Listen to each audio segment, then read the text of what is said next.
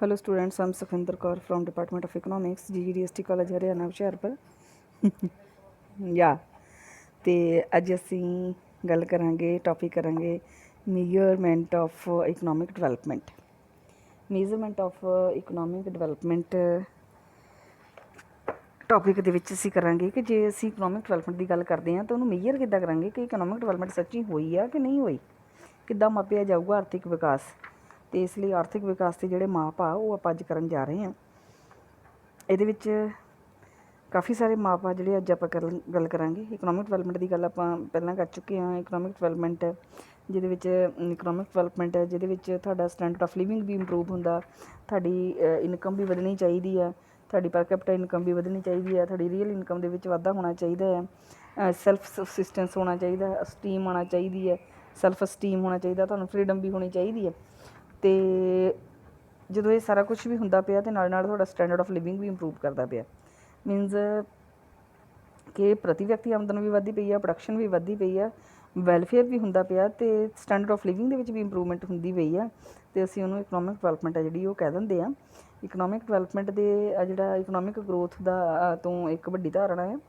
Economic growth ਦੇ ਵਿੱਚ ਤਾਂ ਅਸੀਂ ਪਰ ਕੈਪੀਟਲ ਇਨਕਮ ਜਾਂ ਉਤਪਾਦਨ ਦੇ ਵਿੱਚ ਵਾਧਾ ਹੁੰਦਾ ਪਿਆ, ਉਹਦੇ ਅਕੋਰਡਿੰਗ ਉਹਦੇ ਬੇਸ ਦੇ ਉੱਤੇ ਹੀ ਕਹਿ ਦਿੰਦੇ ਹਾਂ ਕਿ ਜੀ ਆਰਥਿਕ ਵਿਕਾਸ ਹੋਇਆ, ਅਤੇ ਉਹਨੂੰ ਆਰਥਿਕ ਪ੍ਰਗਤੀ ਅਸੀਂ ਕਹਿ ਦਾਂਗੇ। ਅਤੇ ਆਰਥਿਕ ਜਿਹੜੀ ਸਾਡੀ ਇਕਨੋਮਿਕ ਡਿਵੈਲਪਮੈਂਟ ਹੈ ਥੋੜ੍ਹੀ ਵੱਡੀ ਧਾਰਨਾ ਆ। ਔਰ ਇਕਨੋਮਿਕ ਡਿਵੈਲਪਮੈਂਟ ਜਿਹੜੀ ਹੈਗੀ ਆ ਇਹਦੇ ਵਿੱਚ ਅਸੀਂ ਪ੍ਰਤੀ ਵਿਅਕਤੀ ਆਮਦਨ ਦੇ ਨਾਲ ਨਾਲ ਅਸਮਾਨਤਾ, ਗਰੀਬੀ, ਬੇਰੁਜ਼ਗਾਰੀ, ਅਨਪੜ੍ਹਤਾ, ਬਿਮਾਰੀ ਦੇ ਵਿੱਚ ਕਮੀ ਹੁੰਦੀ ਆ, ਇਹਦੇ ਨਾਲ ਆਰਥਿਕ ਕਲਿਆਣ ਦੇ ਵਿੱਚ ਵਾਧਾ ਹੁੰਦਾ ਹੈ ਅਤੇ ਸਟੈਂਡਰਡ ਆਫ ਲਿਵਿੰਗ ਦੇ ਵਿੱਚ ਜਿਹੜੀ ਇੰਪਰੂਵਮੈਂਟ ਆ ਉਹ ਆਉਂਦੀ ਹੈ, ਉਸ ਨੂੰ ਅਸੀਂ ਇਕਨੋਮਿਕ ਡਿਵੈਲਪਮੈਂਟ ਕਹਿੰਦੇ ਹਾਂ। ਔਰ ਇਕਨੋਮਿਕ ਡਿਵੈਲਪਮੈਂਟ ਨੂੰ ਮਾਪਣ ਲਈ ਬਹੁਤ ਸਾਰੇ ਇੰਡੀਕੇਟਰਸ ਹੈਗੇ ਆ। ਕਿੱਥੋਂ ਪਤਾ ਲੱਗੇ ਕਿ ਇਕਨੋਮਿਕ ਡਿਵੈਲਪਮੈਂਟ ਹੋਈ ਆ ਕਿ ਨਹੀਂ ਹੋਈ? ਇਹਦੇ ਲਈ ਥੋੜ੍ਹੇ ਜਿਹੇ ਤਾਂ ਟਰਡੀਸ਼ਨਲ ਮੇਜਰਸ ਆ ਜਿਨ੍ਹਾਂ ਦੇ ਵਿੱਚ ਅਸੀਂ ਪਰ capital income, national income, economic welfare ਵਰਗੇ ਮੈਥਡਸ ਕਰਾਂਗੇ। ਥੋੜ੍ਹੇ ਜਿਹੇ ਮਾਡਰਨ ਮੇਜਰਸ ਜਿਹੜੇ ਹੈਗੇ ਆ ਜਿਹਦੇ ਵਿੱਚ physical quality of life index, ਜਿਸ ਨੂੰ PQLI ਕਹਿੰਦੇ ਆ, ਹਿਊਮਨ ਡਿਵੈਲਪਮੈਂਟ ਇੰਡੈਕਸ ਆ HDI। ਇਹ ਦੋ ਨਵੇਂ ਕੰਸੈਪਟ ਹੈਗੇ ਆ ਇਕਨੋਮਿਕ ਡਿਵੈਲਪਮੈਂਟ ਨੂੰ ਮਾਪਣ ਦੇ ਲਈ। ਸਭ ਤੋਂ ਪਹਿਲਾਂ ਅਸੀਂ ਟਰਡੀਸ਼ਨਲ ਕੰਸੈਪਟਸ ਆ ਜਿਹੜੇ ਉਹਨਾਂ ਦੀ ਗੱਲ ਕਰਾਂਗੇ। Measurement through national income, Simon Kuznets, ਜੰਗਸਨ, ਮਾਇਰ ਅਤੇ ਵਾਲਡਵਿਨ ਜਿਹੜੇ ਅਰਥ ਸ਼ਾਸਤਰੀ ਹੈਗੇ, ਇਕੋਨਮਿਸਟ ਹੈਗੇ ਆ, ਉਹਨਾਂ ਨੇ ਕਿਹਾ ਕਿ ਇਕਨੋਮਿਕ ਡਿਵੈਲਪਮੈਂਟ ਨੂੰ ਮਾਪਣ ਦਾ ਇੱਕ ਤਰੀਕਾ ਨੈਸ਼ਨਲ ਇਨਕਮ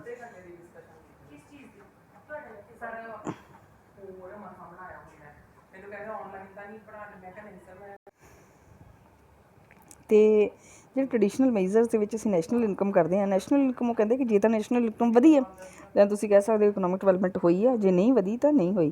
ਪ੍ਰੋਫੈਸਰ ਏਕਸ ਨੇ ਵੀ ਕਿਹਾ ਸੀ ਕਿਸੇ ਦੇਸ਼ ਦਾ ਆਰਥਿਕ ਵਿਕਾਸ ਨੂੰ ਮਾਪਣ ਵਾਸਤੇ ਸਭ ਤੋਂ ਚੰਗੀ ਵਿਧੀ ਤਾਂ ਹੁੰਦੀ ਆ ਰਾਸ਼ਟਰੀ ਆਮਦਨ ਨੂੰ ਵਾਸਤਵਿਕ ਪਦਾਰਥਾਂ ਵਿੱਚ ਪਰਿਵਰਤਿਤ ਕਰ ਲਿਆ ਜਾਵੇ। ਅਤੇ ਜੇ ਤਾਂ ਤੁਹਾਡੀ ਨੈਸ਼ਨਲ ਇਨਕਮ ਨੂੰ ਜਦੋਂ ਤੁਸੀਂ ਪ੍ਰਾਈਜ਼ ਲੈਵਲ ਦੇ ਨਾਲ ਡਿਵਾਈਡ ਕਰ ਦੋਗੇ ਅਤੇ ਉਸ ਤੋਂ ਬਾਅਦ ਤੁਸੀਂ ਜਿਹੜਾ ਗਰੋਥ ਰੇਟ ਆਏਗਾ ਉਸ ਰੇਟ ਦੇ ਅਕੋਰਡਿੰਗ ਜੇ ਉਹਦੇ ਵਿੱਚ ਵਾਧਾ ਹੁੰਦਾ ਪਿਆ ਤਾਂ ਤੁਸੀਂ ਕਹੋਗੇ ਇਕਨੋਮਿਕ ਡਿਵੈਲਪਮੈਂਟ ਹੋਈ ਹੈ, ਜੇ ਨਹੀਂ ਹੁੰਦੀ ਪਈ ਤਾਂ ਤੁਸੀਂ ਕਹੋਗੇ ਇਕਨੋਮਿਕ ਡਿਵੈਲਪਮੈਂਟ ਨਹੀਂ ਹੋਈ। ਪਰ ਇਹਦੇ ਪੱਖ 'ਚ ਕੀ ਤਰਕ ਹੈਗੇ ਆ ਕਿ ਜੇ ਅਸੀਂ ਨੈਸ਼ਨਲ ਇਨਕਮ ਦੇ ਥਰੂ, ਨੈਸ਼ਨਲ ਇਨਕਮ ਦੇ ਦੁਆਰਾ ਅਸੀਂ ਜੇ ਇਕਨੋਮਿਕ ਡਿਵੈਲਪਮੈਂਟ ਮਾਪਦੇ ਪਏ ਹਾਂ ਅਤੇ ਉਹਦੇ ਵਿੱਚ ਇਹਦੇ ਵਿੱਚ ਕੀ ਆਰਗੂਮੈਂਟਸ? ਸਭ ਤੋਂ ਪਹਿਲਾਂ ਤਾਂ ਪਰ ਕੈਪੀਟਲ ਇਨਕਮ ਨੂੰ ਤੁਹਾਡੀ ਨੈਸ਼ਨਲ ਇਨਕਮ ਨੂੰ ਕੈਲਕੂਲੇਟ ਕਰਨਾ ਬਹੁਤ ਸੌਖਾ ਹੈ, ਔਰ ਨੈਸ਼ਨਲ ਇਨਕਮ ਦੇ ਕਰਕੇ ਹੀ ਫਿਰ ਅਸੀਂ ਪਰ ਕੈਪੀਟਲ ਇਨਕਮ ਵੀ ਕੈਲਕੂਲੇਟ ਕਰ ਸਕਦੇ ਹਾਂ। ਅਤੇ ਪਰ ਕੈਪੀਟਲ ਇਨਕਮ ਕਿਤੇ ਕੈਲਕੂਲੇਟ ਹੁੰਦੀ ਹੈ ਜਦੋਂ ਨੈਸ਼ਨਲ ਇਨਕਮ ਨੂੰ ਤੁਸੀਂ ਪਾਪੂਲੇਸ਼ਨ ਨਾਲ ਡਿਵਾਈਡ ਕਰ ਦਿੰਦੇ ਹੋ ਨਾ, ਅਤੇ ਉਹ ਪਰ ਕੈਪੀਟਲ ਇਨਕਮ ਆ ਜਾਏਗੀ। ਵੈਸੇ ਵੀ ਮੈਂ ਇੱਥੇ ਜਦੋਂ ਪ੍ਰਾਈਜ਼ ਲੈਵਲ ਨਾਲ ਗੱਲ ਕੀਤੀ ਆ ਅਤੇ ਇੱਥੇ ਤੁਸੀਂ ਨੈਸ਼ਨਲ ਇਨਕਮ ਨੂੰ ਜਦੋਂ ਪਰ ਕੈਪੀਟਲ ਇਨਕਮ ਦੇ ਨਾਲ ਵੀ ਡਿਵਾਈਡ ਕਰ ਦਿੰਦੇ ਹੋ, ਨੈਸ਼ਨਲ ਇਨਕਮ ਜਦੋਂ ਪਾਪੂਲੇਸ਼ਨ ਨਾਲ ਡਿਵਾਈਡ ਕਰ ਦਿੰਦੇ ਹੋ ਤਾਂ ਤੁਹਾਡੀ ਪਰ ਕੈਪੀਟਲ ਇਨਕਮ ਵੀ ਆ ਜਾਂਦੀ ਹੈ। ਅਤੇ ਸਭ ਤੋਂ ਪਹਿਲਾਂ ਤਾਂ ਇਹਨਾਂ ਨੂੰ ਮਾਪਣਾ ਸੌਖਾ ਹੈ ਅਤੇ ਇਹਨੂੰ ਅਸਲੀ ਮਾਪ ਮੰਨਿਆ ਜਾਵੇ ਜਾਂ ਨਾ, ਇਹ ਕਹਿਣਾ ਉਚਿਤ ਨਹੀਂ। ਇਸ ਨੂੰ ਆਰਥਿਕ ਵਿਕਾਸ ਦਾ ਮਾਪ ਮੰਨਿਆ ਜਾਏ ਤਾਂ ਇਸ ਨੂੰ ਮੰਨਿਆ ਜਾਏ ਤਾਂ ਇਹ ਕਹਿਣਾ ਉਚਿਤ ਨਹੀਂ ਹੋਏਗਾ ਕਿ ਰਾਸ਼ਟਰੀ ਆਮਦਨ ਵਿੱਚ ਹੋਣ ਵਾਲਾ ਵਾਧਾ ਆਰਥਿਕ ਵਿਕਾਸ ਦਾ ਪ੍ਰਤੀਕ ਨਹੀਂ ਹੋਏਗਾ, ਕਿਉਂਕਿ ਇਕੋਨਮਿਸਟ ਕਹਿੰਦੇ ਆ ਕਿ ਜੇ ਰਾਸ਼ਟਰੀ ਆਮਦਨ ਵਧੀ ਆ ਇਹਦਾ ਮਤਲਬ ਤੁਹਾਡੀ ਇਕਨੋਮਿਕ ਡਿਵੈਲਪਮੈਂਟ ਹੋਈ ਆ। ਜੇ ਪ੍ਰਤੀ ਵਿਅਕਤੀ ਆਮਦਨ ਨੂੰ ਆਰਥਿਕ ਵਿਕਾਸ ਦਾ ਮਾਪ ਮੰਨਿਆ ਜਾਏ ਤਾਂ ਜਨਸੰਖਿਆ ਦੀ ਸਮੱਸਿਆ ਦਾ ਅਨੁਮਾਨ ਨਹੀਂ ਲਗਾਇਆ ਜਾ ਸਕਦਾ। ਮੀਨਸ ਦੋ ਆ ਨਾ ਤੁਹਾਡੇ ਕੋਲ, ਇੱਕ ਪਰ ਕੈਪੀਟਲ ਇਨਕਮ ਆ, ਇੱਕ ਨੈਸ਼ਨਲ ਇਨਕਮ ਆ। ਪਰ ਉਹ ਕਹਿੰਦੇ ਜੇ ਨੈਸ਼ਨਲ ਇਨਕਮ ਦੇ ਥਰੂ ਕਰਨਾ ਤਾਂ ਓਕੇ, ਪਰ ਜੇ ਤੁਸੀਂ ਕਹੋਗੇ ਕਿ ਤੁਸੀਂ ਪਰ ਕੈਪੀਟਲ ਇਨਕਮ ਦੇ ਥਰੂ ਕਰਨਾ ਤਾਂ ਤੁਹਾਨੂੰ ਨੈਸ਼ਨਲ ਇਨਕਮ ਦੇ ਨਾਲ ਨਾਲ ਪਰ ਕੈਪੀਟਲ ਇਨਕਮ ਦੇ ਲਈ ਪਾਪੂਲੇਸ਼ਨ ਦਾ ਹੀ ਪਤਾ ਹੋਣਾ ਚਾਹੀਦਾ, ਕਿਉਂਕਿ ਤੁਸੀਂ ਨੈਸ਼ਨਲ ਇਨਕਮ ਨੂੰ ਪਰ ਕੈਪੀਟਲ ਇਨਕਮ ਦੇ ਨਾਲ ਪਾਪੂਲੇਸ਼ਨ ਨਾਲ ਡਿਵਾਈਡ ਕਰੋਗੇ ਤਾਂ ਹੀ ਤੁਹਾਡੀ ਪਰ ਕੈਪੀਟਲ ਇਨਕਮ ਆਏਗੀ ਨਾ। ਇਸ ਲਈ ਉਸ ਤੋਂ ਬਾਅਦ ਇਹਦੇ ਪੱਖ 'ਚ ਜਿਹੜੀਆਂ ਦਲੀਲਾਂ ਉਹ ਕਹਿੰਦੇ ਆ ਕਿ ਆਰਥਿਕ ਵਿਕਾਸ ਦੇ ਲਈ ਪਰ ਨੈਸ਼ਨਲ ਇਨਕਮ ਦਾ ਵੀ ਅਨੁਮਾਨ ਲਗਾਉਣਾ ਸੌਖਾ ਨਹੀਂ ਹੈ। ਕੁਝ ਜਨੇਟ ਵਰਗੇ ਆ, ਸੈਮੁਲਸਨ ਵਰਗੇ ਅਰਥਸ਼ਾਸਤਰੀ ਕਹਿੰਦੇ ਆ, ਕਿਉਂਕਿ ਵਾਰ ਲਾਈਕ ਸਿਚੁਏਸ਼ਨ ਜਦੋਂ ਹੋਈ, ਜਦੋਂ ਵਰਗੇ ਹਾਲਾਤ ਹੋਏ, ਉਦੋਂ ਤਾਂ ਨੈਸ਼ਨਲ ਇਨਕਮ ਕੈਲਕੂਲੇਟ ਹੀ ਨਹੀਂ ਤੁਸੀਂ ਕਰ ਸਕਦੇ। ਅਤੇ ਫਿਰ ਉਹਦੇ ਵਿੱਚ ਜਦੋਂ ਤੁਸੀਂ ਰਾਸ਼ਟਰੀ ਆਮਦਨ ਦੇ ਮਾਪਕ ਆ ਜਿਹੜੇ ਮਾਪਕ ਰਾਹੀਂ ਆਰਥਿਕ ਵਿਕਾਸ ਦੇ ਅਨੁਮਾਨ ਲਗਾਉਣ ਦੀ ਇਹ ਵੀ ਸੀਮਾ ਹੈ ਕਿ ਆਰਥਿਕ ਵਿਕਾਸ ਕੁੱਲ ਰਾਸ਼ਟਰੀ ਉਤਪਾਦਨ ਦੇ ਮੁੱਲ ਦੇ ਨਾਲ ਨਾਲ ਉਤਪਾਦਨ ਦੇ ਸਰੂਪ 'ਤੇ ਵੀ ਨਿਰਭਰ ਕਰਦਾ ਨਾ। ਇਹ ਥੋੜ੍ਹੀ ਨਾ ਸਿਰਫ ਕਿ ਰਾਸ਼ਟਰੀ ਆਮਦਨ ਵਧ ਗਈ ਆ, ਉਹ ਕਿੱਦਾਂ ਵਧੀ ਆ, ਉਹਦੀ ਕੰਪੋਜੀਸ਼ਨ ਕੀ ਆ। ਅਤੇ ਆਰਥਿਕ ਵਿਕਾਸ ਜਾਂ ਰਾਸ਼ਟਰੀ ਆਮਦਨ ਰਾਹੀਂ ਅਨੁਮਾਨ ਲਗਾਉਣ ਵਾਸਤੇ ਵੀ ਜ਼ਰੂਰੀ ਹੈ ਕਿ ਇਹ ਪਤਾ ਲੱਗੇ ਕਿ ਰਾਸ਼ਟਰੀ ਆਮਦਨ ਕਿਵੇਂ ਉਤਪੰਨ ਹੁੰਦੀ ਹੈ, ਜਨਰੇਟ ਕਿੱਦਾਂ ਹੁੰਦੀ ਪਈ ਆ। ਅਤੇ ਇਸ ਨੂੰ ਕੈਲਕੂਲੇਟ ਕਰਨੀ, ਜਦੋਂ ਰਾਸ਼ਟਰੀ ਆਮਦਨ ਵੀ ਅਸੀਂ ਕੈਲਕੂਲੇਟ ਕਰਨ ਜਾਂਦੇ, ਸਪੈਸ਼ਲੀ ਅੰਡਰ ਡਿਵੈਲਪ ਕੰਟਰੀਜ਼ ਦੇ ਵਿੱਚ, ਉਹਨੂੰ ਕਲੈਕਟ ਕਰਨ ਦੇ ਵਿੱਚ, ਉਹ ਡਾਟਾ ਕਲੈਕਟ ਕਰਨ ਦੇ ਵਿੱਚ ਵੀ ਬਹੁਤ ਸਾਰੀਆਂ ਜਿਹੜੀਆਂ ਪ੍ਰੋਬਲਮਸ ਆ ਕਿ ਡਿਫੀਕਲਟੀਜ਼ ਆਉਂਦੀਆਂ। ਉਸ ਤੋਂ ਬਾਅਦ ਨੈਕਸਟ ਹੈਗੀ ਸੀ ਮੇਜ਼ਰਮੈਂਟ ਥਰੂ ਪਰ ਕੈਪੀਟਾ ਇਨਕਮ। ਫਿਰ ਦੂਸਰਾ ਇਹ ਹੈ ਜਿਹੜੇ ਕਿੰਡਲਬਰਗਰ, ਹਾਰਵੇ ਲੈਵਸਟਾਈਨ ਵਰਗੇ ਅਰਥਸ਼ਾਸਤਰੀ, ਉਹ ਕਹਿੰਦੇ ਨਹੀਂ, ਨੈਸ਼ਨਲ ਇਨਕਮ ਨੂੰ ਕੈਲਕੂਲੇਟ ਕਰਨ ਲਈ, ਇਕਨੋਮਿਕ ਡਿਵੈਲਪਮੈਂਟ ਨੂੰ ਕੈਲਕੂਲੇਟ ਕਰਨ ਲਈ ਨੈਸ਼ਨਲ ਇਨਕਮ ਨਹੀਂ ਪਰ ਕੈਪੀਟਾ ਇਨਕਮ ਆ ਜਿਹੜੀ ਉਹ ਯੂਜ਼ ਕਰਨੀ ਚਾਹੀਦੀ ਹੈ। ਪਰ ਕੈਪੀਟਾ ਇਨਕਮ ਕੀ ਹੁੰਦੀ ਹੈ? ਜਦੋਂ ਤੁਸੀਂ ਨੈਸ਼ਨਲ ਇਨਕਮ ਨੂੰ ਪਾਪੂਲੇਸ਼ਨ ਨਾਲ ਡਿਵਾਈਡ ਕਰ ਦਿੰਦੇ ਹੋ। ਹੁਣ ਉਹਦੇ 'ਚ ਕੀ ਪੱਖ, ਉਹਦੇ ਪੱਖ 'ਚ ਕਿਹੜੀ ਦਲੀਲ ਦਿੱਤੀ ਜਾਂਦੀ ਆ? ਸਭ ਤੋਂ ਪਹਿਲਾਂ ਤਾਂ ਇਹ ਕਿਹਾ ਜਾਂਦਾ ਕਿ ਆਰਥਿਕ ਉਦੇਸ਼ ਦਾ ਜਿਹੜਾ ਆਰਥਿਕ ਵਿਕਾਸ ਦਾ ਜਿਹੜਾ ਅੰਤਮ ਉਦੇਸ਼ ਆ ਉਹ ਇਹੀ ਹੁੰਦਾ ਕਿ ਲੋਕਾਂ ਦਾ ਜੀਵਨ ਪੱਧਰ ਵਧਿਆ ਕਿ ਨਹੀਂ ਵਧਿਆ। ਕਿੱਥੋਂ ਪਤਾ ਲੱਗੇਗਾ? ਪਰ ਕੈਪੀਟਾ ਇਨਕਮ ਵਧੀ ਕਿ ਨਹੀਂ ਵਧੀ। ਅੰਡਰ ਡਿਵੈਲਪ ਕੰਟਰੀਜ਼ ਦੇ ਵਿੱਚ ਜੇ ਪਰ ਕੈਪੀਟਾ ਇਨਕਮ ਵਧਾਉਣ ਦੀ ਸ਼ਕਤੀ ਭਾਵੇਂ ਉਹ ਘੱਟ ਹੁੰਦੀ ਆ, ਪਰ ਜਿਵੇਂ ਜਿਵੇਂ ਉਹ ਵੱਧਦੀ ਆ ਉਹ ਵਿਕਾਸ ਵੱਲ ਨੂੰ ਹੀ ਵੱਧਦੇ ਆ। ਅਤੇ ਪ੍ਰਤੀ ਵਿਅਕਤੀ ਆਮਦਨ ਵਧੂਗੀ ਤਾਂ ਬਿਨਾਂ ਸ਼ੱਕ ਲੋਕਾਂ ਦਾ ਕਲਿਆਣ ਵਧੂਗਾ, ਉਹ ਇਹ ਮੰਨਦੇ ਆ। ਪਰ ਇਹਦੇ ਪੱਖ 'ਚ ਇਹ ਦਲੀਲ ਦਿੱਤੇ ਜਾਂਦੇ ਆ ਕਿ ਪ੍ਰਤੀ ਵਿਅਕਤੀ ਆਮਦਨ ਦੇ ਵਿੱਚ ਜੇ ਵਾਧਾ ਹੁੰਦਾ ਵੀ ਪਿਆ, ਪਰ ਕੈਪੀਟਲ ਇਨਕਮ ਵਿੱਚ ਵਾਧਾ ਹੁੰਦਾ ਵੀ ਤਾਂ ਪਿਆ, ਜ਼ਰੂਰੀ ਨਹੀਂ ਹੈ ਕਿ ਤੁਹਾਡਾ ਸਟੈਂਡਰਡ ਆਫ ਲਿਵਿੰਗ ਇੰਪਰੂਵ ਕਰਦਾ ਪਿਆ। ਕਿਉਂਕਿ ਨੈਸ਼ਨਲ ਇਨਕਮ ਦੇ ਵਿੱਚ ਥੋੜ੍ਹੇ ਜਿਹੇ ਜਿਹੜੇ ਰਿਚ ਪੀਪਲ ਆ, ਸਿਰਫ ਕਿਸੇ ਕੰਟਰੀ ਦੇ ਵਿੱਚ ਰਿਚ ਪੀਪਲ ਜ਼ਿਆਦਾ ਹੋਣਗੇ, ਥੋੜ੍ਹੇ ਮਾਤਰਾ 'ਚ ਹੋਣਗੇ, ਮਤਲਬ ਕੰਟਰੀ ਦੀ ਜਿਹੜੀ ਜ਼ਿਆਦਾ ਪੈਸਾ ਉਹ ਥੋੜ੍ਹੇ ਲੋਕਾਂ ਦੇ ਹੱਥਾਂ 'ਚ ਹੁੰਦਾ, ਅਤੇ ਉਹਨਾਂ ਦੇ ਕੋਲ ਪੈਸਾ ਵਧਿਆ ਤਾਂ ਤੁਹਾਡੀ ਨੈਸ਼ਨਲ ਇਨਕਮ ਵੱਧ ਜਾਏਗੀ, ਅਤੇ ਪਾਪੂਲੇਸ਼ਨ ਨਾਲ ਤੁਸੀਂ ਡਿਵਾਈਡ ਕਰੋਗੇ ਤਾਂ ਤੁਹਾਡੀ ਪਰ ਕੈਪੀਟਲ ਇਨਕਮ ਵੱਧ ਜਾਏਗੀ। ਪਰ ਇਹਦੇ ਨਾਲ ਆਮ ਲੋਕਾਂ ਦਾ ਸਟੈਂਡਰਡ ਆਫ ਲਿਵਿੰਗ ਕਿੱਥੇ ਇੰਪਰੂਵ ਹੋਇਆ? ਪ੍ਰਤੀ ਵਿਅਕਤੀ ਆਮਦਨ ਦੇ ਵਧਣ ਦੇ ਨਾਲ ਜੇ ਕਿਰਤੀਆਂ ਦਾ ਸ਼ੋਸ਼ਣ ਵੀ ਵੱਧ ਗਿਆ ਤਾਂ ਵੀ ਤੁਹਾਡੀ ਪਰ ਕੈਪੀਟਲ ਇਨਕਮ ਕਿੱਥੇ ਵਧੀ? ਅਤੇ ਜਦੋਂ ਤੁਹਾਡਾ ਪ੍ਰਤੀ ਵਿਅਕਤੀ ਆਮਦਨ ਵਧੇਗੀ ਤਾਂ ਪ੍ਰਦੂਸ਼ਣ ਵੀ ਵੱਧ ਸਕਦਾ, ਜਲ ਪ੍ਰਦੂਸ਼ਣ, ਵਾਯੂ ਪ੍ਰਦੂਸ਼ਣ, ਸ਼ੋਰ ਪ੍ਰਦੂਸ਼ਣ ਵੀ ਜੇ ਵੱਧ ਗਿਆ ਤਾਂ ਪਰ ਕੈਪੀਟਲ ਇਨਕਮ ਵਧਣ ਦੇ ਬਾਵਜੂਦ ਵੀ ਤੁਸੀਂ ਕਿਸ ਤਰ੍ਹਾਂ ਕਹਿ ਸਕਦੇ ਹੋ ਕਿ ਕਲਿਆਣ ਦੇ ਵਿੱਚ ਵਾਧਾ ਹੋਇਆ। ਉਸ ਤੋਂ ਬਾਅਦ ਨੈਕਸਟ ਹੈਗਾ ਜੀ ਮੇਜ਼ਰਮੈਂਟ ਥਰੂ ਇਕਨੋਮਿਕ ਵੈਲਫੇਅਰ।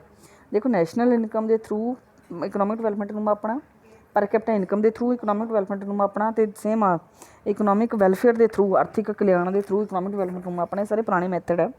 ਔਰ ਇਹਦੇ ਵਿੱਚ ਵੀ ਕੁਛ ਲੋਕ ਕਹਿੰਦੇ ਆ ਕਿ ਜੇ ਤਾਂ ਤੁਹਾਡਾ ਸੋਸ਼ਲ ਵੈਲਫੇਅਰ ਹੁੰਦਾ ਪਿਆ, ਇਕਨੋਮਿਕ ਵੈਲਫੇਅਰ ਲੋਕਾਂ ਦਾ ਹੁੰਦਾ ਪਿਆ, ਤਾਂ ਤੁਸੀਂ ਕਹੋਗੇ ਇਕਨੋਮਿਕ ਡਿਵੈਲਪਮੈਂਟ ਹੋਈ ਹੈ, ਅਦਰਵਾਈਜ਼ ਨਹੀਂ ਹੋਈ। ਔਰ ਕਲਿਆਣ ਦਾ ਜਿਹੜਾ ਕਿੱਦਾਂ ਪਤਾ ਲੱਗੇ ਹੁਣ ਕਲਿਆਣ ਹੋਇਆ ਕਿ ਨਹੀਂ ਹੋਇਆ, ਉਹਦੇ ਲਈ ਉਹਨਾਂ ਨੇ ਕਈ ਤਰ੍ਹਾਂ ਦੀਆਂ ਅੱਗੇ ਜਿਹੜੀਆਂ ਇਹਦੇ ਲਈ ਵੇਰਵੇ ਦਿੱਤੇ ਆ।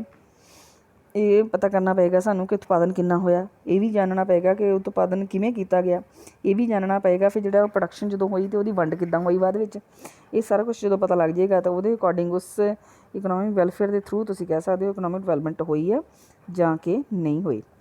ਨੈਕਸਟ ਸੀਗਾ ਮੇਜ਼ਰਮੈਂਟ ਬਾਈ ਕੰਪੈਰੀਜ਼ਨ, ਕਿ ਤੁਸੀਂ ਦੋ ਕੰਟਰੀਜ਼ ਨੂੰ ਕੰਪੇਅਰ ਕਰ ਲਓ, ਔਰ ਕੰਪੇਅਰ ਕਰਕੇ ਵੀ ਤੁਸੀਂ ਜਿਹੜੀ ਕੰਪੈਰੀਜ਼ਨ ਦੇ ਥਰੂ ਵੀ ਤੁਸੀਂ ਮੇਜਰ ਕਰ ਸਕਦੇ ਹੋ। ਇਹ ਵੀ ਟਰਡੀਸ਼ਨਲ ਮੇਜਰਸ ਦੇ ਵਿੱਚ ਆਉਂਦਾ ਹੈ ਕਿ ਤੁਹਾਡਾ ਆਰਥਿਕ ਵਿਕਾਸ ਹੋਇਆ ਕਿ ਨਹੀਂ ਹੋਇਆ। ਮੰਨ ਲਓ ਦੋ ਕੰਟਰੀਜ਼ ਆ A ਐਂਡ B, ਦੋਨਾਂ ਨੇ ਟਾਈਮ ਪੀਰੀਅਡ OX 'ਤੇ ਲਿਆ ਅਤੇ ਆਪਾਂ ਇਨਕਮ ਲਈ ਆ OY 'ਤੇ। ਇੱਕ ਕੰਟਰੀ ਨੇ, ਦੋਨਾਂ ਕੰਟਰੀਜ਼ ਨੇ ਸ਼ੁਰੂ ਕੀਤੀ ਡਿਵੈਲਪਮੈਂਟ, ਔਰ ਇੱਕ ਕੰਟਰੀ ਨੇ, ਜਿਹੜੀ ਕੰਟਰੀ A ਹੈਗੀ ਆ, ਉਹਨੇ ਜਿਹੜੀ A ਜਿਹੜੀ ਕਰਵ ਆ ਇਹ ਕੰਟਰੀ A ਦੀ ਹੈ, ਅਤੇ B ਜਿਹੜੀ ਆ ਉਹ ਜਿਹੜੀ B ਕੰਟਰੀ ਦੀ ਆ। ਪਰ ਸ਼ੁਰੂ ਦੇ ਵਿੱਚ ਜਿਹੜਾ B ਦੇਸ਼, ਇਹਦੀ ਜਿਹੜੀ ਡਿਵੈਲਪਮੈਂਟ ਕਰਵ ਆ ਉਹ B ਦੇਸ਼ ਦੀ ਤੁਲਨਾ ਵਿੱਚ ਵਿਕਾਸ ਵਕਰ ਆ, ਮਤਲਬ ਦੋਨਾਂ ਦੀਆਂ ਡਿਵੈਲਪਮੈਂਟ ਕਰਵਜ਼ ਆ। ਪਰ ਸ਼ੁਰੂ ਦੇ ਵਿੱਚ ਆਪਾਂ ਨੂੰ ਇਹ ਦੇਖਣ ਨੂੰ ਮਿਲਦਾ ਕਿ ਸ਼ੁਰੂ ਦੇ ਵਿੱਚ ਜਿਹੜੀ B ਦੀ ਜਿਹੜੀ ਵਿਕਾਸ ਕਰਵ ਆ ਉਹ ਜ਼ਿਆਦਾ ਤੇਜ਼ ਆ, ਉਹ ਜ਼ਿਆਦਾ ਆ, A ਦੀ ਘੱਟ ਆ, ਕਿਉਂਕਿ A 20 ਤੋਂ ਸਟਾਰਟ ਕਰਦਾ ਪਿਆ ਨੈਸ਼ਨਲ ਇਨਕਮ, ਅਤੇ B 80 ਤੋਂ ਸਟਾਰਟ ਕਰਦਾ ਪਿਆ। ਪਰ ਜਦੋਂ 6th ਪੀਰੀਅਡ ਆਉਂਦਾ ਆ ਅਤੇ ਦੋਨਾਂ ਦੇਸ਼ਾਂ ਦੀ ਜਿਹੜੀ ਡਿਵੈਲਪਮੈਂਟ ਆ, ਜਿਹੜੀ ਦੋਨਾਂ ਦੇਸ਼ਾਂ ਦੀ ਇਨਕਮ ਆ ਉਹ ਬਰਾਬਰ ਹੋ ਜਾਂਦੀ। ਦੋਨਾਂ ਦੇਸ਼ਾਂ ਦੀ ਜਿਹੜੀ ਗਰੋਥ ਰੇਟ ਆ, ਜਿਹੜੀ ਦਰ ਆ, ਜਿਹੜੀ ਉਹ ਕਰਵ ਆ, ਉਹ ਦੋਨਾਂ ਦੀ ਬਰਾਬਰ ਹੁੰਦੀ ਪਈ, ਉਹ ਇੱਕ ਦੂਸਰੇ ਨੂੰ ਇੰਟਰਸੈਕਟ ਕਰਦੀ ਪਈ ਹੈ ਪੁਆਇੰਟ E 'ਤੇ। ਅਤੇ ਉਸ ਤੋਂ ਬਾਅਦ ਜਿਹੜਾ A ਆ ਉਹ B ਨੂੰ ਕ੍ਰਾਸ ਕਰ ਜਾਂਦਾ, ਅਤੇ ਇੱਥੋਂ ਇਹ ਪਤਾ ਲੱਗਦਾ ਕਿ ਜਿਹੜੀ A ਦੀ ਗਰੋਥ ਰੇਟ ਆ, ਜਿਹੜੀ A ਦੀ ਇਕਨੋਮਿਕ ਡਿਵੈਲਪਮੈਂਟ ਆ, ਉਹ B ਦੇ ਕੰਪੈਰੀਜ਼ਨ ਦੇ ਵਿੱਚ ਜ਼ਿਆਦਾ ਆ, A B ਤੋਂ ਜ਼ਿਆਦਾ ਡਿਵੈਲਪ ਹੋ ਰਿਹਾ। ਵੀ ਸ਼ੁਰੂ ਤੋਂ ਤੁਸੀਂ ਦੇਖੋਗੇ, ਜਦੋਂ ਤੁਸੀਂ 6ਵੇਂ ਪੀਰੀਅਡ ਤੋਂ ਪਹਿਲਾਂ ਦੇਖੋ, ਪਹਿਲਾ, ਦੂਜਾ, ਤੀਜਾ, ਚੌਥਾ, ਈਵਨ ਇਨੀਸ਼ੀਅਲ ਸਟਾਰਟਿੰਗ ਦੇ ਵਿੱਚ ਦੇਖੋ 20 ਐਂਡ 80 ਤੋਂ ਸਟਾਰਟ ਕਰਦੇ ਪਏ ਆ। ਮੀਨਜ਼ ਇਹ ਕੰਟਰੀ 20 ਤੋਂ ਸਟਾਰਟ ਕਰਦੀ ਪਈ ਹੈ, ਇੱਕ 80 ਤੋਂ ਸਟਾਰਟ ਕਰਦੀ ਪਈ ਆ। ਪਰ ਜਦੋਂ ਇੱਕ 6th ਪੀਰੀਅਡ ਆ ਜਾਂਦਾ ਅਤੇ ਉਸ ਤੋਂ ਬਾਅਦ ਅਬਵ 6th ਪੀਰੀਅਡ ਤਾਂ ਆਪਾਂ ਇਹ ਦੇਖਿਆ ਕਿ ਇਹ ਜ਼ਿਆਦਾ ਡਿਵੈਲਪ ਕਰਕੇ ਉੱਪਰ ਚਲਾ ਗਿਆ। ਇਹਦਾ ਮਤਲਬ ਸ਼ੁਰੂ ਤੋਂ ਹੀ ਜਿਹੜਾ ਇਹਦਾ ਗਰੋਥ ਰੇਟ ਸੀ, ਇਕਨੋਮਿਕ ਡਿਵੈਲਪਮੈਂਟ ਸੀ, ਉਹ 20 ਤੋਂ ਜ਼ਿਆਦਾ ਸੀ। ਨੈਕਸਟ ਜਿਹੜਾ ਮੇਜਰ ਹੈ ਉਹ ਹੈਗਾ ਆ ਮੇਜ਼ਰਮੈਂਟ ਥਰੂ ਓਕਿਊਪੇਸ਼ਨਲ ਪੈਟਰਨ। ਜਿਸ ਤਰ੍ਹਾਂ ਇਕੋਨਮੀ ਦੇ ਵਿੱਚ 3 ਸੈਕਟਰਸ ਹੁੰਦੇ ਆ, primary sector, secondary sector and tertiary sector. Primary sector ਦੇ ਵਿੱਚ agriculture and allied activities, agriculture related activities like mushroom farming, B keeping, dairy farming, horticulture, floriculture, ਇਹ ਸਾਰਾ ਕੁਛ ਆਏਗਾ। ਸੈਕੰਡਰੀ ਸੈਕਟਰ ਦੇ ਵਿੱਚ ਤੁਹਾਡਾ ਮੈਨੂਫੈਕਚਰਡ ਸੈਕਟਰ, ਇੰਡਸਟਰੀਅਲ ਸੈਕਟਰ ਆਏਗਾ। ਥਰਡ ਸੈਕਟਰ ਦੇ ਵਿੱਚ ਤੁਹਾਡਾ ਬੈਂਕਿੰਗ, ਟਰਾਂਸਪੋਰਟੇਸ਼ਨ, ਸਰਵਿਸਿਜ਼ ਸੈਕਟਰ ਜਿਹੜਾ ਉਹ ਆਏਗਾ। ਅਤੇ ਜੇ ਤੁਹਾਡੀ ਪਾਪੂਲੇਸ਼ਨ ਦਾ ਜ਼ਿਆਦਾ ਹਿੱਸਾ ਟਰਸ਼ਰੀ ਸੈਕਟਰ 'ਚ, ਇਹਦਾ ਮਤਲਬ ਤੁਸੀਂ ਇਕਨੋਮਿਕ ਡਿਵੈਲਪਮੈਂਟ ਕੀਤੀ ਹੈ। ਮਤਲਬ ਜਿੰਨਾ ਤੁਹਾਡੀ ਡਿਪੈਂਡੈਂਸ ਐਗਰੀਕਲਚਰਲ ਸੈਕਟਰ 'ਤੇ ਘੱਟ ਹੋਏਗੀ, ਉਨੀ ਤੁਹਾਡੀ ਇਕਨੋਮਿਕ ਡਿਵੈਲਪਮੈਂਟ ਹੈ ਜਿਹੜੀ ਉਹ ਜ਼ਿਆਦਾ ਹੋਏਗੀ, ਇਹ ਮੰਨ ਕੇ ਚੱਲਿਆ ਜਾਂਦਾ। ਉਸ ਤੋਂ ਬਾਅਦ ਮੇਜ਼ਰਮੈਂਟ ਥਰੂ ਦੀ rise in consumption and standard of living, ਜਾਂ ਫਿਰ ਤੁਸੀਂ ਸਟੈਂਡਰਡ ਆਫ ਲਿਵਿੰਗ ਦੇ ਵਿੱਚ ਕੀ ਇੰਪਰੂਵਮੈਂਟ ਹੋਈ ਹੈ। ਜੇ ਤਾਂ ਇੰਪਰੂਵਮੈਂਟ ਹੋਈ ਹੈ, ਉਸ ਤੋਂ ਤੁਸੀਂ ਕਹੋਗੇ ਕਿ ਇਕਨੋਮਿਕ ਡਿਵੈਲਪਮੈਂਟ ਹੋਈ ਹੈ, ਅਦਰਵਾਈਜ਼ ਨਹੀਂ ਹੋਈ। ਅਤੇ ਇਹ ਤਰੀਕਾ ਤੁਸੀਂ ਜਿਹੜਾ ਅਡੋਪਟ ਕਰ ਸਕਦੇ ਹੋ ਕਿ ਉਹਦੇ ਵਿੱਚ ਸਟੈਂਡਰਡ ਆਫ ਲਿਵਿੰਗ ਇੰਪਰੂਵ ਹੋਇਆ ਜਾਂ ਨਹੀਂ ਹੋਇਆ। ਅਤੇ ਜੇ ਇੰਪਰੂਵ ਹੋਇਆ ਤਾਂ ਬਿਨਾਂ ਸ਼ੱਕ ਇਕਨੋਮਿਕ ਡਿਵੈਲਪਮੈਂਟ ਜਿਹੜੀ ਉਹ ਹੋਈ ਆ। ਅਤੇ economic development and quality of life, ਇਹਦੇ ਵਿੱਚ ਇਹ ਆ ਕਿ ਇੱਕ ਤਾਂ ਕੁਆਲਿਟੀ ਆਫ ਲਾਈਫ ਆ। ਕੁਆਲਿਟੀ ਆਫ ਲਾਈਫ ਦੇ ਵਿੱਚ ਸਿਰਫ ਇਹ ਆ ਕਿ ਜੀਵਨ ਦੀ ਗੁਣਵੱਤਾ ਦਾ ਅਰਥ ਕੇਵਲ ਇਹ ਨਹੀਂ ਆ ਕਿ ਤੁਹਾਡਾ ਕੰਜੰਪਸ਼ਨ ਲੈਵਲ ਵੱਧ ਗਿਆ ਜਾਂ ਤੁਹਾਨੂੰ ਜਿਹੜੀ ਕੁਛ ਵੀ ਚੂਜ਼ ਕਰਨ ਦੀ ਸੁਤੰਤਰਤਾ ਮਿਲ ਗਈ ਹੈ। ਇਹਦੇ ਵਿੱਚ ਸਟੈਂਡਰਡ ਆਫ ਲਿਵਿੰਗ ਦੇ ਵਿੱਚ ਜਿਹੜਾ ਇਹ ਹੋਣਾ ਆ ਕਿ ਤੁਹਾਨੂੰ ਗੁੱਡਸ ਐਂਡ ਸਰਵਿਸਿਜ਼ ਜਿਹੜੀਆਂ ਉਹ ਉਹਨਾਂ ਦੇ ਲਈ ਆਮ ਤੌਰ 'ਤੇ ਜਿਹੜੀਆਂ ਤੁਸੀਂ ਗੁੱਡਸ ਐਂਡ ਸਰਵਿਸਿਜ਼ ਯੂਜ਼ ਕਰਦੇ ਸੀ, ਉਹਦੇ ਨਾਲ ਉਹਦਾ ਤੁਹਾਡਾ ਪੱਧਰ ਉੱਚਾ ਹੋ ਗਿਆ। ਅਤੇ ਇੱਕ ਵਿਸ਼ੇਸ਼ ਰੂਪ ਦੇ ਵਿੱਚ ਜਿਹੜੀ ਕੁਆਲਿਟੀ ਆਫ ਲਾਈਫ ਦਾ ਮਤਲਬ ਇਹ ਨਹੀਂ ਹੁੰਦਾ ਕਿ ਸਿਰਫ ਕਿ ਆਮਦਨ ਦੇ ਪੱਧਰ 'ਤੇ ਨਿਰਭਰ, ਕਿ ਇੱਕ ਵਿਸ਼ੇਸ਼ ਰੂਪ ਤੋਂ ਆਮਦਨ ਦੇ ਪੱਧਰ 'ਤੇ ਨਿਰਭਰ ਨਹੀਂ ਕਰਦੇ। ਆਮਦਨ ਦੇ ਉੱਚਤਰ ਪੱਧਰ ਦਾ ਜ਼ਰੂਰੀ ਰੂਪ ਨਾਲ ਅਰਥ ਬਿਹਤਰ ਜੀਵਨ ਦੀ ਗੁਣਵੱਤਾ ਨਹੀਂ ਹੈ। ਅਤੇ ਸਟੈਂਡਰਡ ਆਫ ਲਿਵਿੰਗ ਦੇ ਵਿੱਚ ਇਹ ਵਿਸ਼ੇਸ਼ ਰੂਪ ਨਾਲ ਆਮਦਨ ਦੇ ਪੱਧਰ 'ਤੇ ਨਿਰਭਰ ਕਰਦਾ ਕਿ ਜੇ ਤੁਹਾਡੀ ਆਮਦਨ ਵਧੂਗੀ ਅਤੇ ਤੁਹਾਡਾ ਜਿਹੜੀ ਗੁਣਵੱਤਾ ਹੈ ਲਾਈਫ ਦੀ ਉਹ ਵਧੇਗੀ।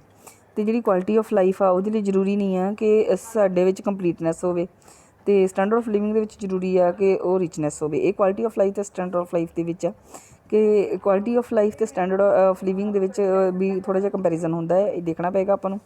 ਇਹ ਸੀਗੇ ਤੁਹਾਡੇ old traditional measures.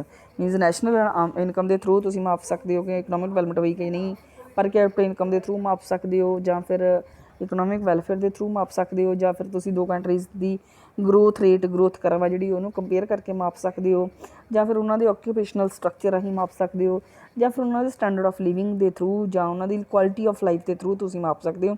Standard of living improve ਹੋ ਗਿਆ ਜਾਂ ਕੁਆਲਿਟੀ ਆਫ ਲਾਈਫ ਇੰਪਰੂਵ ਹੋ ਗਈ, ਬੇਸ਼ੱਕ ਦੋਨਾਂ ਦੇ ਵਿੱਚ ਥੋੜ੍ਹਾ ਜਿਹਾ ਡਿਫਰੈਂਸ ਹੈਗਾ, ਪਰ ਫਿਰ ਵੀ ਜੇ ਇਹਨਾਂ ਦੋਨਾਂ ਦੇ ਵਿੱਚ ਇੰਪਰੂਵਮੈਂਟ ਆ ਗਈ ਤਾਂ ਤੁਸੀਂ ਕਹੋਗੇ ਇਕਨੋਮਿਕ ਡਿਵੈਲਪਮੈਂਟ ਹੋਈ ਆ, ਅਦਰਵਾਈਜ਼ ਇਕਨੋਮਿਕ ਗਰੋਥ ਹੋਈ ਆ, ਅਦਰਵਾਈਜ਼ ਇਕਨੋਮਿਕ ਡਿਵੈਲਪਮੈਂਟ ਹੋਈ ਆ, ਅਦਰਵਾਈਜ਼ ਨਹੀਂ ਹੋਈ। ਅਤੇ ਜਿਹੜੇ ਤੁਹਾਡੇ ਮਾਡਰਨ ਮੇਜਰਸ ਹੈਗੇ ਆ, ਮਾਡਰਨ ਮੇਜਰਸ ਦੇ ਵਿੱਚ ਫਸਟ ਹੈਗਾ physical quality of life index. ਔਰ ਇਹਨਾਂ ਦੇ ਵਿੱਚੋਂ ਕੋਈ ਵੀ ਮੇਜਰ ਤੁਹਾਨੂੰ 2 ਨੰਬਰ ਦੇ ਲਈ ਵੀ ਪੁੱਛਿਆ ਜਾ ਸਕਦਾ। PQLI ਅਤੇ ਜਿਹੜਾ ਹੁਣ ਕਰਨ ਜਾ ਰਹੇ ਅਤੇ ਇਸ ਤੋਂ ਅਗਲਾ ਜਿਹੜਾ HDI ਕਰਾਂਗੇ, ਇਹਨਾਂ ਦੇ ਤਾਂ 2 ਮਾਰਕਸ ਦੇ ਵਿੱਚ ਪੁੱਛੇ ਜਾਣ ਦੇ ਬਹੁਤ ਜ਼ਿਆਦਾ ਚਾਂਸਿਸ ਹੁੰਦੇ ਆ। PQLI physical quality of life index, ਇਹ ਡਾਕਟਰ ਮੋਰਿਸ ਜਿਹੜੇ ਸੀਗੇ, ਮੋਰਿਸ ਆ, ਉਹਨਾਂ ਨੇ ਇਹ ਦਿੱਤਾ ਹੈ। ਔਰ ਇਹਦੇ ਵਿੱਚ 3 ਚੀਜ਼ਾਂ ਦੇਖਦਾ। ਸਭ ਤੋਂ ਪਹਿਲਾਂ ਐਕਸਪੈਕਟੈਂਸੀ ਆਫ ਲਾਈਫ, ਜੀਵਨ ਆਸ਼ਾਵਾਂ। ਐਕਸਪੈਕਟੈਂਸੀ ਆਫ ਲਾਈਫ, ਲੋਕਾਂ ਦੀ ਜੀਵਨ ਮਿਆਦ ਕਿੰਨੀ ਆ। ਜਿੰਨੀ ਐਕਸਪੈਕਟਡ ਲਾਈਫ ਜ਼ਿਆਦਾ ਹੋਏਗੀ ਆਪਾਂ ਮੰਨਾਂਗੇ ਉਨੀ ਇਕਨੋਮਿਕ ਡਿਵੈਲਪਮੈਂਟ ਜ਼ਿਆਦਾ ਹੋਈ ਆ। Infant mortality rate, infant mortality rate ਕੀ ਹੁੰਦਾ ਕਿ 1000 ਬੱਚਿਆਂ ਦਾ ਜੇ ਬਰਥ ਹੁੰਦਾ ਪਿਆ, ਉਹਦੇ ਪਿੱਛੇ ਕਿੰਨੇ ਬੱਚਿਆਂ ਦੀ ਡੈਥ ਹੁੰਦੀ ਪਈ ਹੈ। ਮਤਲਬ 1000 ਬੱਚਿਆਂ ਦੇ ਬਰਥ 'ਤੇ ਲੈਣ 'ਤੇ ਉਹਦੇ ਵਿੱਚੋਂ ਕਿੰਨੇ ਬੱਚੇ ਦੀ ਡੈਥ ਹੁੰਦੀ ਪਈ ਹੈ, ਉਹ ਇਨਫੈਂਟ ਮੋਰਟੈਲਿਟੀ ਰੇਟ ਹੁੰਦਾ। ਇਹ ਰੇਟ ਜਿੰਨਾ ਘੱਟ ਹੋਏਗਾ, ਇਹ ਰੇਟ ਕਦੋਂ ਘੱਟ ਹੋਏਗਾ, ਜਦੋਂ ਤੁਹਾਡੀਆਂ ਹੈਲਥ ਫੈਸਿਲਿਟੀਜ਼ ਜ਼ਿਆਦਾ ਹੋਣਗੀਆਂ। ਅਤੇ ਇਹ ਰੇਟ ਜਿੰਨਾ ਘੱਟ ਹੋਏਗਾ ਆਪਾਂ ਮੰਨ ਕੇ ਚੱਲਦੇ ਹਾਂ ਇਕਨੋਮਿਕ ਡਿਵੈਲਪਮੈਂਟ ਉਨੀ ਜ਼ਿਆਦਾ ਹੋਈ ਹੈ। ਅਤੇ ਸੇਮ ਲਿਟਰੇਸੀ ਰੇਟ ਕਿ 1000 ਦੇ ਪਿੱਛੇ 1000 ਲੋਕਾਂ ਦੇ ਪਿੱਛੇ ਕਿੰਨੇ ਲੋਕ ਪੜ੍ਹੇ ਲਿਖੇ ਆ। ਹੁਣ ਦੇਖੋ ਇਹ 3 ਚੀਜ਼ਾਂ ਸੀਗੀਆਂ, ਇੱਕ ਸੀਗੀ ਤੁਹਾਡੀ life expectancy life, expected life, infant mortality rate, ਅਤੇ ਤੀਸਰਾ ਸੀ ਲਿਟਰੇਸੀ ਰੇਟ। ਇਹਨਾਂ ਤਿੰਨਾਂ ਨੂੰ ਐਡ ਕਰਕੇ ਮਤਲਬ ਲਾਈਫ ਐਕਸਪੈਕਟੈਂਸੀ ਇੰਡੀਕੇਟਰ ਨੂੰ ਅਸੀਂ LEI ਕਹਿ ਦੇਣਾ, ਇਨਫੈਂਟ ਮੋਰਟੈਲਿਟੀ ਰੇਟ ਨੂੰ IMI ਕਹਿ ਦੇਣਾ, ਤੇ ਲਿਟਰੇਸੀ ਰੇਟ ਆ ਜਿਹੜਾ, ਇਹਨੂੰ ਤੁਸੀਂ ਬੇਸਿਕ ਲਿਟਰੇਸੀ ਰੇਟ BLI ਕਹਿ ਦੋਗੇ।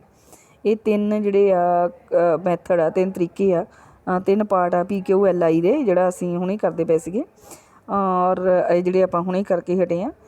ਤਿੰਨ ਮੁੱਦੇ ਆ ਮੇਨ, ਜਿਨ੍ਹਾਂ ਨੂੰ ਅਸੀਂ ਮਦਾ ਕਹਿ ਦਿੰਦੇ ਅਸਲ ਦੇ ਵਿੱਚ। ਇਹਨਾਂ ਨੂੰ ਤਿੰਨਾਂ ਨੂੰ ਐਡ ਕਰਕੇ ਤਿੰਨਾਂ ਨਾਲ ਡਿਵਾਈਡ ਕਰ ਦਾਂਗੇ, ਤਿੰਨ ਨਾਲ ਡਿਵਾਈਡ ਕਰਕੇ ਮਤਲਬ ਇਹਨਾਂ ਦੀ ਐਵਰੇਜ ਕੱਢਾਂਗੇ। ਜੇ ਇਹਨਾਂ ਦੀ ਐਵਰੇਜ 100 ਤੇ 0, ਮਤਲਬ ਅਧਿਕਤਮ ਸਾਖਰਤਾ ਦਰ ਕਿੰਨੀ ਹੋ ਸਕਦੀ, ਸਾਰੇ ਪੜ੍ਹੇ ਲਿਖੇ ਹੋਣਗੇ ਜਾਂ ਕੋਈ ਵੀ ਨਹੀਂ ਹੋਏਗਾ, ਇਸ ਲਈ 100।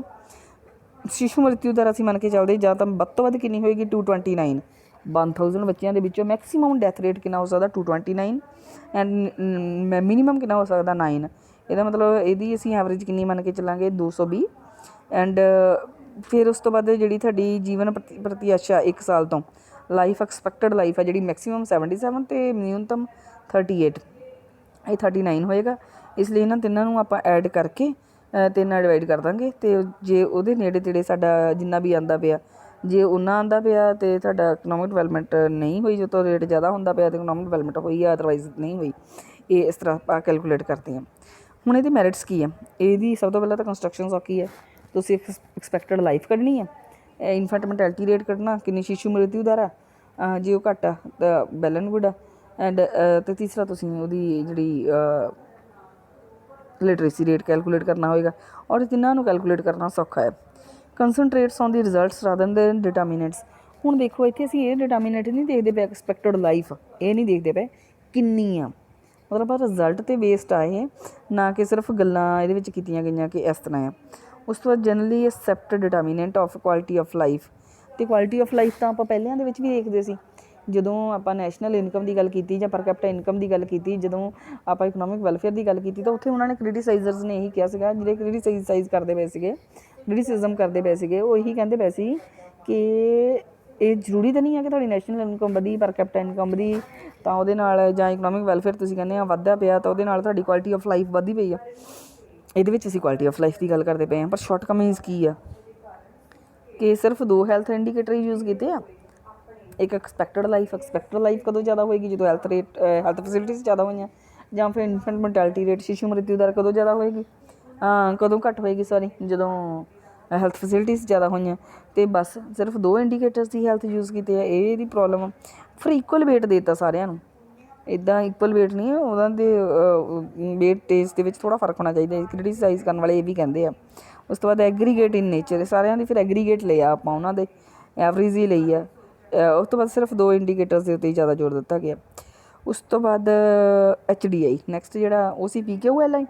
ਨੈਕਸਟ ਜਿਹੜਾ ਇੰਡੀਕੇਟਰ ਅੱਜ ਕੱਲ੍ਹ ਯੂਜ਼ ਕਰਦੇ ਪਏ, ਯੂਨਾਈਟਡ ਨੇਸ਼ਨਸ ਨੇ ਇਹਨੂੰ ਦਿੱਤਾ ਆ, ਔਰ 1990 ਦੇ ਵਿੱਚ ਯੂਨਾਈਟਡ ਨੇਸ਼ਨ ਡਿਵੈਲਪਮੈਂਟ ਪ੍ਰੋਗਰਾਮ ਆਇਆ ਸੀ, ਉਹਦੇ ਵਿੱਚ ਇਹਨੂੰ ਦਿੱਤਾ ਗਿਆ। ਔਰ UNDP ਦੀ ਜਿਹੜੀ ਰਿਪੋਰਟ ਆ ਹਰੇਕ ਸਾਲ ਉਹ ਵੀ ਆਪਣੀ HDI ਦਾ ਜਿਹੜਾ ਇੰਡੈਕਸ ਸਾਨੂੰ ਪੇਸ਼ ਕਰਦੀ ਹੈ। HDI ਕੀ ਆ, ਮਾਨਵ ਵਿਕਾਸ ਦੀ ਚੋਣ ਨੂੰ ਵਿਸਤ੍ਰਿਤ ਕਰਨਾ ਅਤੇ ਪ੍ਰਾਪਤ ਕਰਦੇ ਹੋਏ ਕਲਿਆਣ ਦੇ ਪੱਧਰ ਨੂੰ ਵਧਾਉਣਾ, HDI ਆ। ਇਹਦੇ ਵਿੱਚ ਕੀ ਆ, ਮਾਨਵ ਵਿਕਾਸ ਦੀ ਧਾਰਨਾ, ਇਹਨੂੰ ਹਿਊਮਨ ਡਿਵੈਲਪਮੈਂਟ ਇੰਡੈਕਸ ਆਪਾਂ HDI ਕਹਿ ਦਿੰਦੇ ਹਾਂ। ਇਹਦੇ ਵਿੱਚ ਸਮਾਜਿਕ, ਆਰਥਿਕ, ਸਮਾਜਿਕ, ਰਾਜਨੀਤਿਕ ਅਤੇ ਸੰਸਕ੍ਰਿਤਿਕ ਸਾਰੀਆਂ ਚੀਜ਼ਾਂ ਨੂੰ ਸ਼ਾਮਿਲ ਕੀਤਾ ਜਾਂਦਾ। ਆਰਥਿਕ, ਸਮਾਜਿਕ, ਰਾਜਨੀਤਿਕ ਅਤੇ ਸੰਸਕ੍ਰਿਤਿਕ means economic, social, political and cultural, ਸਾਰਿਆਂ ਨੂੰ ਜਿਹੜਾ ਪਿਆ ਜਾਂਦਾ। ਔਰ ਇਹਨਾਂ ਸਾਰਿਆਂ ਦੇ ਵਿੱਚ ਸੈਂਟਰ ਸਟੇਜ ਕੌਣ ਆ, ਇੰਡੀਵਿਜੂਅਲ, ਮਨੁੱਖ ਦੇ ਉੱਤੇ ਆਰਥਿਕ ਵਿਕਾਸ ਕਿੰਨਾ ਹੋਇਆ ਉਹਦੀ ਸੋਸਾਇਟੀ, ਸੋਸ਼ਲ ਚੇਂਜਸ ਕਿੱਦਾਂ ਦੀਆਂ ਆਈਆਂ, ਇਕਨੋਮਿਕ ਪੋਲੀਟੀਕਲ ਕਿੱਦਾਂ ਦਾ ਹੋਇਆ, ਕਲਚਰਲ ਚੇਂਜਸ ਕਿੱਦਾਂ ਦੀਆਂ ਆਈਆਂ, ਇਹ ਸਾਰੀਆਂ HDI ਦੇ ਵਿੱਚ ਦੇਖੀਆਂ ਜਾਂਦੀਆਂ। HDI ਦੇ ਵਿੱਚ ਮੇਨ ਪ੍ਰੋਪੋਜੀਸ਼ਨਸ ਕੀ ਹੈ, ਸਭ ਤੋਂ ਪਹਿਲਾਂ ਮੇਨ ਕੌਣ ਆ ਉਹਦੇ ਵਿੱਚ, ਹਿਊਮਨ ਬੀਇੰਗ। ਅਤੇ ਉਸ ਤੋਂ ਬਾਅਦ ਐਂਡ ਆਫ ਆਲ ਐਕਟੀਵਿਟੀਜ਼, ਮਾਨਵ ਵਿਕਾਸ ਸਾਰੀਆਂ ਕਿਰਿਆਵਾਂ ਦਾ ਇਕਲੌਤਾ ਆਦੇਸ਼ ਇੱਕੋ ਹੁੰਦਾ, ਕਿਹੜਾ ਮਾਨਵੀ ਵਿਕਾਸ ਸਾਰੀਆਂ ਕਿਰਿਆਵਾਂ ਦਾ ਇਕਲੌਤਾ ਆਦੇਸ਼ ਆ। ਮੀਨਸ ਸਾਡੀਆਂ ਜਿੰਨੀਆਂ ਵੀ ਅਸੀਂ ਇਕਨੋਮਿਕ ਐਕਟੀਵਿਟੀਜ਼ ਕਰਦੇ ਹਾਂ, ਚਾਹੇ ਸੋਸ਼ਲ ਐਕਟੀਵਿਟੀਜ਼ ਕਰਦੇ ਹਾਂ, ਚਾਹੇ ਪੋਲੀਟੀਕਲ ਐਕਟੀਵਿਟੀਜ਼ ਕਰਦੇ ਹਾਂ, ਚਾਹੇ ਕਲਚਰਲ ਐਕਟੀਵਿਟੀਜ਼ ਕਰਦੇ ਹਾਂ, ਸਾਰਿਆਂ ਦਾ ਇੱਕ ਹੀ ਉਦੇਸ਼ ਆ, ਉਹ ਕੀ ਆ, ਇਕਨੋਮਿਕ ਡਿਵੈਲਪਮੈਂਟ। ਸਾਰੇ ਆਸਪੈਕਟਸ ਕਵਰ ਕਰਦਾ ਪਿਆ ਇਹ, ਇਕਨੋਮਿਕ, ਸੋਸ਼ਲ, ਪੋਲੀਟੀਕਲ, ਕਲਚਰਲ, ਸਾਰੇ ਆਸਪੈਕਟਸ ਕਵਰ ਹੋ ਗਏ ਆ। ਐਂਡ ਇਹ ਕਹਿੰਦਾ ਹੈ ਕਿ ਸਾਰੇ ਲੋਕਾਂ ਨੂੰ ਇਕੁਇਟੀ ਹੋਣੀ ਚਾਹੀਦੀ ਹੈ, ਬਰਾਬਰ ਮੌਕੇ ਮਿਲਣੇ ਚਾਹੀਦੇ ਆ, ਸਸਟੇਨੇਬਿਲਿਟੀ ਚਾਹੀਦੀ ਆ, ਅਸੈਸ ਟੂ ਓਪਰਚੁਨਿਟੀਜ਼ ਹੋਣਾ ਚਾਹੀਦਾ ਹੈ, ਨਾ ਕਿ ਸਿਰਫ ਵਰਤਮਾਨ ਪੀੜ੍ਹੀ ਲਈ, ਸਗੋਂ ਆਉਣ ਵਾਲੀ ਪੀੜ੍ਹੀ ਨੂੰ ਵੀ ਧਿਆਨ ਦੇ ਵਿੱਚ ਰੱਖਿਆ ਜਾਵੇ। ਉਸ ਤੋਂ ਬਾਅਦ ਹਿਊਮਨ ਕੈਪੇਬਿਲਿਟੀਜ਼ ਨੂੰ ਵਧਾਉਣ ਦੀ ਗੱਲ ਕਰਦਾ ਪਿਆ ਹੈ। ਉਸ ਤੋਂ ਬਾਅਦ ਇੰਡੀਕੇਟਰਸ ਦੇ ਵਿੱਚ ਕਿਹੜੇ ਆ, ਇਹਦੇ ਵਿੱਚ ਜਿਸ ਤਰ੍ਹਾਂ ਉਹਦੇ ਵਿੱਚ ਇੰਡੀਕੇਟਰ ਸੀਗੇ, infant mortality rate, life expectancy ਤੇ ਲਿਟਰੇਸੀ ਰੇਟ। ਇਹਦੇ ਵਿੱਚ ਹੈਗੇ ਆ ਲੌਂਗਟਿਵਿਟੀ ਸਭ ਤੋਂ ਪਹਿਲਾਂ, ਮਤਲਬ ਉਹੀ ਲਾਈਫ ਐਕਸਪੈਕਟੈਂਸੀ। ਦੂਸਰਾ ਹੈਗਾ ਨੌਲੇਜ ਔਰ ਐਜੂਕੇਸ਼ਨ ਅਟੇਨਮੈਂਟ ਕਿੰਨੀ ਕੀਤੀ ਹੈ। ਇਹਨੂੰ ਅੱਗੇ ਦੋ ਪਾਰਟ ਦੇ ਵਿੱਚ ਬਣਤਾ। ਇੱਕ adult literacy rate means more than 15 years ਦੀ ਲਿਟਰੇਸੀ ਰੇਟ ਕੀ ਆ। ਇੱਕ ਗ੍ਰੋਸ ਇਨਰੋਲਮੈਂਟ ਰੇਸ਼ੋ, ਕਿ ਸ਼ੁਰੂ ਦੇ ਵਿੱਚ ਇਨਰੋਲ ਕਿੰਨੇ ਹੋਏ ਸੀ।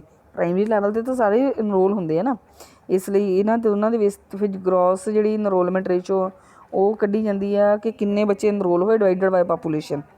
ਉਸ ਤੋਂ ਬਾਅਦ ਪਰ ਕੈਪੀਟਲ ਔਰ ਰੀਅਲ ਡੋਮੈਸਟਿਕ ਪ੍ਰੋਡਕਟ GDP ਕਿੰਨੀ ਆ, ਅਤੇ ਉਹ ਪ੍ਰਤੀ ਵਿਅਕਤੀ ਸਕਲ ਘਰੇਲੂ ਉਤਪਾਦ ਸਥਿਰ ਕੀਮਤਾਂ ਦੇ ਉੱਤੇ ਫਿਕਸ ਪ੍ਰਾਈਸ ਦੇ ਉੱਤੇ ਤੁਹਾਡੀ ਪ੍ਰੋਡਕਸ਼ਨ ਕਿੰਨੀ ਹੋਈ ਘਰੇਲੂ ਬਾਈ ਟੋਟਲ ਪਾਪੂਲੇਸ਼ਨ। ਅਤੇ ਕੰਸਟਰਕਸ਼ਨ ਕਿੱਦਾਂ ਹੁੰਦੀ ਆ, ਲਾਈਫ ਦੀ ਐਕਸਪੈਕਟੈਂਸੀ, ਸਿੱਖਿਆ ਦੀਆਂ ਜ਼ਰੂਰਤਾਂ ਅਤੇ GDP ਤਿੰਨਾਂ ਨੂੰ ਐਡ ਕਰਕੇ ਤਿੰਨ ਨਾਲ ਡਿਵਾਈਡ ਕਰ ਦੋਗੇ ਅਤੇ ਤੁਹਾਡੀ ਜਿਹੜੀ HDI ਆ ਜਾਏਗੀ।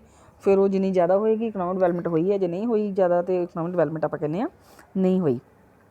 ਬੈਸਟ ਇੰਡੀਕੇਟਰ ਕਿਹੜਾ ਆ, ਅਤੇ ਇਹ ਕਹਿਣਾ ਬਹੁਤ ਔਖਾ ਹੁੰਦਾ। ਸਾਰੀਆਂ ਕੰਟਰੀਜ਼ ਸਾਰੇ ਇੰਡੀਕੇਟਰ ਯੂਜ਼ ਕਰਦੀਆਂ ਪਈਆਂ, ਪਰ ਅੱਜ ਕੱਲ੍ਹ ਜਿਹੜੇ ਮਾਡਰਨ ਇੰਡੀਕੇਟਰ HDI ਆਇਆ ਇਹਨੂੰ UN ਜ਼ਿਆਦਾ ਵਧੀਆ ਜਿਹੜਾ ਇਹਨੂੰ ਮੰਨਦਾ ਪਿਆ ਵੈਸੇ। ਪਰ ਇਸ ਤਰ੍ਹਾਂ ਇਹ ਕਹਿਣਾ ਸੱਚੀ ਬਹੁਤ ਔਖਾ ਹੈ ਕਿ ਕਿਹੜਾ ਇੰਡੀਕੇਟਰ ਸਭ ਤੋਂ ਵਧੀਆ ਹੈ, ਕਿਉਂਕਿ ਸਾਰੇ ਇੰਡੀਕੇਟਰ ਯੂਜ਼ ਹੋਏ ਆ, ਹੁੰਦੇ ਪਏ ਆ। ਡਿਫੀਕਲਟੀਜ਼ ਕੀ ਹੈ ਜਦੋਂ ਅਸੀਂ ਮੇਜਰ ਕਰਦੇ ਇਕਨੋਮਿਕ ਡਿਵੈਲਪਮੈਂਟ ਨੂੰ। ਸਭ ਤੋਂ ਪਹਿਲਾਂ ਤਾਂ lack of accurate index of measurement. ਹੁਣ ਤੁਸੀਂ ਦੇਖੋ ਸਾਡੇ ਕੋਲ ਵੀ ਇੱਥੇ ਮੇਜਰ ਕਰਨ ਦੇ ਲਈ ਦੋ ਤਰ੍ਹਾਂ ਦੇ ਆਏ ਸੀ, ਇੱਕ ਮਾਡਰਨ ਅਤੇ ਇੱਕ ਟਰਡੀਸ਼ਨਲ ਵੀ ਇੱਕ ਨਹੀਂ ਸੀ। ਨੈਸ਼ਨਲ ਇਨਕਮ, ਪਰ capita income, economic welfare, comparison of ਜਿਹੜੀਆਂ ਟੂ ਕੰਟਰੀਜ਼ ਦਾ ਆਪਾਂ ਕਰਦੇ ਪਏ ਸੀ, ਜਾਂ ਫਿਰ quality of life, standard of living ਨੂੰ ਆਪਾਂ ਯੂਜ਼ ਕਰਦੇ ਪਏ ਸੀ, ਜਾਂ ਆਕਿਊਪੇਸ਼ਨਲ ਪੈਟਰਨ ਯੂਜ਼ ਕਰਦੇ ਪਏ ਹਾਂ।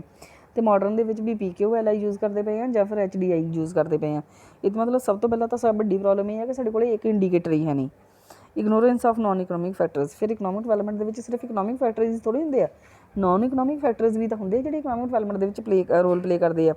ਰਾਜਨੀਤਿਕ ਫੈਕਟਰਸ ਹੁੰਦੇ ਆ, ਸਮਾਜਿਕ ਫੈਕਟਰਸ ਹੁੰਦੇ ਆ, ਅਤੇ ਧਾਰਮਿਕ ਫੈਕਟਰ ਹੁੰਦੇ ਆ ਜਿਨ੍ਹਾਂ ਨੂੰ ਇਗਨੋਰ ਕੀਤਾ ਗਿਆ। ਡਿਫੀਕਲਟੀਜ਼ ਆਫ ਇੰਟਰਨੈਸ਼ਨਲ ਕੰਪੈਰੀਜ਼ਨ।